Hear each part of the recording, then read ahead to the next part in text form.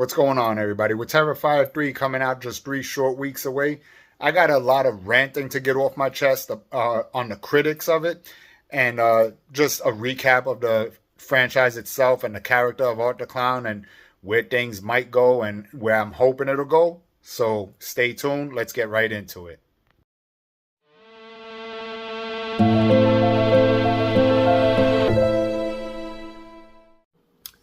So what's going on, everyone? What I want to talk about today is the Terrifier franchise and Art the Clown in general as a character. So with Terrifier 3 coming up shortly in a couple of weeks, just under 3 weeks now, you're obviously seeing a lot of things online. You're seeing a lot of people talk about it, and a lot of critics. There's a lot of people praising it, and there's also a lot of critics of it. So I want to get into why I think it's a great thing, Terrifier, why I think it actually revived horror, and why these critics, I think, are the kind of people that ruined horror in the first place, that made horror go into a slump. So let's take it back to 2013 with All Hallows Eve. All Hallows Eve was this, very, you could tell, looked like a low-budget, independent movie and everything. And I don't say that in a bad way. I say that as with the utmost respect, as a good thing, because I think that's where some of the best horror comes from, is those creative, fresh minds like Damien Leone has, and how he brought Art the Clown to the world. Right now, of course, the makeup and the special effects, it just got better and better with time. But as far as the movie, as a horror movie itself and as a character, it nailed it. It was just spot on. It nailed exactly what a horror movie and what a slasher, the subgenre that it was of the horror genre was supposed to be, in my opinion. So why is that? Okay, Art the Clown comes out, so let's recap how All Hallows Eve plays out. It's a lady taking care of 2 kids. She's babysitting 2 kids on Halloween, right? Perfect setting right there. They find a VHS tape in one of the kids' bags, trick-or-treating bags or whatever, and they play it, and it's the first clip is the short film The Ninth Circle. Right now, you see Art the Clown. He drugs this girl at the train station, takes her to this place where there's like these demons and witches, and they're doing like rituals on her and stuff. And it was just really cool, right? It was actually like really cool. You look at it and you're just like, wow, that's, like the kid says, that was sick, And it was. And then it has the second segment with the aliens, which, I'll skip over that or whatever. That wasn't my favorite part. But the third part is the actual Terrifier, was the short film Terrifier. And that was just awesome. The way he, finds Art the Clown finds the girl in the gas station. He, chases her. He's like going after her now. She doesn't know why. She doesn't know who he is, where he came from. That's suspense. That's mystery. That's exactly what you want. That's what makes it scary. That's what makes it terrifying, is that you don't know this guy's rhyme or reason. He has none. You don't know his motive. You don't know where he came, his origins, nothing. And that's what makes it so great, in my opinion. Now, that goes to the critics today that are saying, oh, well, it has no story. And again, no story means something good sometimes, especially for slashers. I'll give you another example. Michael Myers. Ask people what the story of Halloween, the original Halloween movie, was. Everyone loves the character Michael Myers, right? For years, since 1978, he's been a staple in horror, right? And for good reason. But why did people love Michael Myers? What was his story? There was none. Some people will tell you, well, he was going after his sister and there was something with that or whatever. False. In the original Halloween, Laurie Strode was not supposed to be Michael Myers' sister. It just wasn't a thing. It wasn't a thing until part 2, until they started to add lore and all this other stuff to it. And then we see where that went as a series. Part 3 was something we're not going to even consider, because it didn't have anything to do with Michael Myers or whatever, which I love part 3 as a standalone film on its own. I actually love Halloween Part 3. I really like it. But whatever. So part 4, 5, 6, and so on. I mean, progressively, Halloween just got more and more ridiculous. And I think everyone can agree until we got to that last piece of shit that I don't even, it boils my blood to even think about what they did with that. So I'm not even going to talk about it. But we see what happened with Halloween. We see what happened with Freddy, with Nightmare on Elm Street. We see what happened even with Jason, where they started adding other things, you know, the girl with the telekinetic powers and all that stuff and everything. And it just gets, you know, kind of corny. It's like they're trying to hold on to it, but why not just stick to the original? Why not just stick to what people loved about it in the first place, which is the simplicity of it. The simplicity that this slasher doesn't need this elaborate story. He doesn't need this, you know, to have like, you know, get in touch with his emotions or something, or his psychology, or, you know, learn his family history or his origins. Like, come on, that's all bullshit. It's like, just let the guy be an evil, maniacal killer that's doing it for no reason at all but to do it. Just like Dr. Loomis says about Michael Myers in the first one, when he looked behind that boy's eyes, all he saw was purely and simply evil. There was nothing else behind it. No emotion, no nothing. He was just purely and simply evil. He was just doing it simply because he was fucking evil, which is exactly what Art the Clown is doing, which is exactly what made Art the Clown so great, which is why he revived horror in that way, because that's what horror fans were looking for. Speaking of horror fans, I think a lot of the people, and I hate to say this, I'm sorry, but this is my opinion, I think a lot of the people today who are so-called, you know, Terrifier fans are just really jumping on the bandwagon. Terrifier blew up. It's getting really big, and that's, you know, that's a good thing, but it's also bringing the bad, because all these people that jumped on the bandwagon of Terrifier are bringing their nonsense with it. They're, you know, oh, well, I want this story. And so I even heard some people saying, like, he's, you know, Art the Clown is misogynistic, that Terrifier is misogynist. Like, people, like, seriously, are you really this dense? Like, it's a movie. It's a movie about a guy, a killer clown, not a like guy or whatever. You know, he's a killer demon clown or whatever, and he's just there to kill. You know, and there's nothing misogynistic about it. He killed both men and women and even kids. Okay, so boys and girls. So he's a equal opportunity killer. All right, it's just, this is the kind of shit that ruins horror, that ruined it before, and that's gonna ruin it again. What I am happy to hear is I heard Damien Leone do an interview with Cody Leach, and where Damien Leone actually says that he acknowledges that he wants to bring Terrifier back to the original, back to the roots. Like he says, what the fans loved about it in the first place, which thank God he's doing that, because that's exactly what it needs.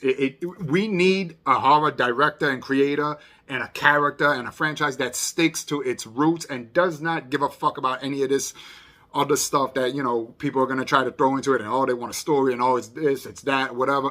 Just be a horror movie. Just be, you know, people always want to find, like, you know, another, again, this is just my rant, okay? So, like, even Leatherface, right? Which, Leatherface, I love. He's like, he was always my favorite iconic character, you know, growing up, out of the slashers and everything. For some reason, Leatherface just stood out for me, whatever. But, like, you get people saying, like, oh, well, you know, Leatherface is really kind of misunderstood. He's really kind of like a child mind. And, like, so was the rest of the family misunderstood? Was Grandpa misunderstood? Was, like, you know, Drayton Sawyer misunderstood? Was Nubbins misunderstood? Like, no, these people were just crazy, killer, cannibal people, okay? And that's what made it fucking great. That's what makes it a horror. That's what makes it terrifying. That's what makes it scary, is that you have this evil character, okay? And it's not like I want him to be misunderstood. What the fuck horror is that? That's just like a soap opera. That's like a fucking... You know, like you're looking for therapy or something. That's not what I'm doing when I'm watching a horror movie. I'm looking for a killer. I'm looking for a sadistic, evil, twisted killer. That's exactly what we have with Art the Clown, and that's what I love about it. So I really hope Damien Leone sticks to that, like he said. And he even acknowledged that, you know, with Terrifier 2, I'll get to that in a minute. He acknowledged with Terrifier 2 that he saw it going a little on the mythological side and, you know, in the fantasy area and things like that. I think because of trying to put too much into a story, into, you know, it's fine to have like Sienna's, you know, rolling and everything, and that was great. I love that there's a connection between that, and there's going to be like some kind of standoff between them, till the end. That's fine. But as far as Art the Clown himself, I personally would rather not see too much of a story behind him, just because, like I said, that's what ruins the mystery of these things, of these characters. Okay, is when you try to put too much behind it. Just let them be the killers that they're supposed to be. That's what makes them horrifying. That's what makes them terrifying, and what makes a horror movie. Okay, we need the villain. We need a villain. We need someone who's not misunderstood. We need someone who is downright evil and just does this out of the sheer joy and pleasure, and just not even without those emotions, just out of, that's just what they do. It's just what they are. It's their role in life. You know what I mean? So that's my opinion on, the critics and what they're trying to bring into the table. Like I said, I think a lot of people are just jumping on the bandwagon, which I think happened over the years and years of horror history. People get into it, but then they want to bring too much. They want to, like I said, this is a subgenre of horror, the slashers, where you really don't need all that. I can understand that for other types of horror, like, the more mind-bending things or whatever. I can understand bringing stories, very elaborate stories into that. Fine, whatever. Slashers don't need that. It's very cut and dry. It's very simple, and that's what works. Now, my recap for the original Terrifier movie, the first Terrifier movie, Terrifier 1. Again, this is a movie shot with grainy footage. It's shot in grainy ways and everything. It looks like a grindhouse kind of picture, and I love that look that he was going for. It works. It works. Not for everybody. Nothing is going to work for everybody. You know who it worked for? The true fans of this guy, of this character, of this franchise. And I really hope, again, that Damien Leone stays true to the fans that brought this character to where he is today in the first place. So Terrifier, the first one, a lot of people said, again, that there was no story to it. Yeah, there was. It was Art the Clown. He's this demon clown killer that he comes out and he sets his eyes on a target and he goes after that target. Why? Simply because that's what he does. He's a killer. He loves to torture them. He loves to fuck with them. He loves to, have fun with his prey and everything. And that's what he was doing in Terrifier. And it was great. Who doesn't want a slasher where you see the blood and guts and gore that Terrifier brings, and that he always steps up, which is another thing I love. He's always trying to outdo it with that, and that's great. Sometimes it works without it, and sometimes that just adds to it. And I think in Terrifier's case, it definitely needs it, and it definitely, solidifies the franchise and the character as, for what it is, I should say. So that's for Terrifier 1. Terrifier 2 is where it started to, even though I did love it still, Terrifier 2 is where, it was very long for a horror movie. It was, over 2 hours. It was like 2 hours, 20 minutes, I believe, or 2.5 hours, basically. And there was a lot to it that wasn't Art the Clown, right? It focused a lot more on Sienna and how she's getting, how her and Art the Clown are getting connected and everything. And her backstory, something with her father, and you see obviously there's some kind of connection there. He was having visions, and he's drawing pictures of her, with how they end up fighting at the end and everything. So that's all good and well, but like I said, the fantasy part of it, the mythological part of it, I think kind of clashes a little bit with a slasher, just in my opinion. But I do, again, think that Damien Leone feels that himself. I think he actually sees that himself. And I think that's why he said Terrifier 3 is going to be a return to the original Terrifier, to what the fans loved in the first place. Thank God. Again, thank God for that, because that's what we need in horror. So let's talk about something else. Let's use another example. Scream, right? I always said, I love Scream, the original Scream. And I always said that Scream revived horror in the 90s after a very long slump. And after horror was just kind of like going down, you had a lot of these like corny things where, some of them are fun to watch for the schlock that they are or whatever. But you know, horror in general as like a really good horror, and, you know, like just a true to horror's roots and, you know, what it actually is. Horror, like Scream is what brought it back in the 90s, right? But then think about this. What was the story behind Scream? You had, at first, you think it's one killer, and he's going around, he's killing people, whatever. Then you find out at the end, it's two of them, right? You have Stu Macher, you have Billy Loomis. Everyone loves Stu Macher. I would put money down that more people are fans of Stu Macher than they are of Billy Loomis. And I think the reason for that is because Stu was just nuts. He was absolutely fucking insane. He did it for fun, like he said. He did because it was fun. That's all he did it for. There was no other reason. He didn't have a motive. Did they have? They make mention of this in the movie, right? Like, what's the motive? You know, see it, and they say it's much better without a motive. Because why? Because it horrifies you. Because at any time, in any place, this can happen, and you have no answer to it. You don't know why, so you have no way of understanding it or trying to figure out how to stop it or anything, and that's what makes it horrifying. That's what makes it a good horror, in my opinion. And that's what Scream did in the 90s, and that's what Terrifier is doing today. So, like I said, you look at what happened with Scream. They started adding all these others, these copycats and everything. And I don't know, a lot of people, I think, like it just because it's part of the franchise of Scream and the character Ghostface and everything. But it's not the same Ghostface. And to me, it just kind of got really drawn out and like over the top with some of the, some of the storyline to it. So just to reiterate, a slasher, especially the slasher genre, should really be just very simple. Simple does it.